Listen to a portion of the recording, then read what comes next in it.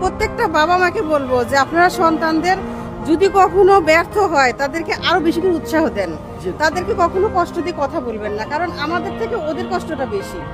কারণ ওদেরকে উৎসাহ দিলে ইনশাল্লাহ আমরা পাশে থাকলে ওরা সবকিছু জয় করতে পারবে, এটা আমি বিশ্বাস করি। সফলতার গল্পের পিছনে সবচেয়ে বেশি বড় কারিগর এবং সবচেয়ে বেশি অবদান এই মাদের, এবং এটা আমি স্পেশালি আমার মার ক্ষেত্রেও আমি সেম কথা বলি।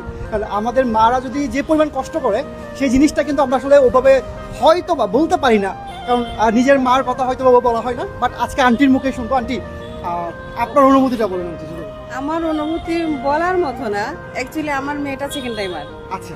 আর আমার মেয়েটা, আমি শুধু আমার মেয়ের জন্য সব বাচ্চাদেরকে বলবো তোমরা হতাশ হবা না, যে একবার পাও নাই তোমরা চেষ্টা করে যাবা, আমরা তোমাদের সাথে আছি। মানে প্রত্যেকটা বাবা মাকে বলবো যে আপনারা সন্তানদের যদি কখনো ব্যর্থ হয় তাদেরকে আরো বেশি করে উৎসাহ দেন, তাদেরকে কখনো কষ্ট দিয়ে কথা বলবেন না, কারণ আমাদের থেকে ওদের কষ্টটা বেশি। কারণ ওদেরকে উৎসাহ দিলে ইনশাল্লাহ আমরা পাশে থাকলে ওরা সবকিছু জয় করতে পারবে, এটা আমি বিশ্বাস করি।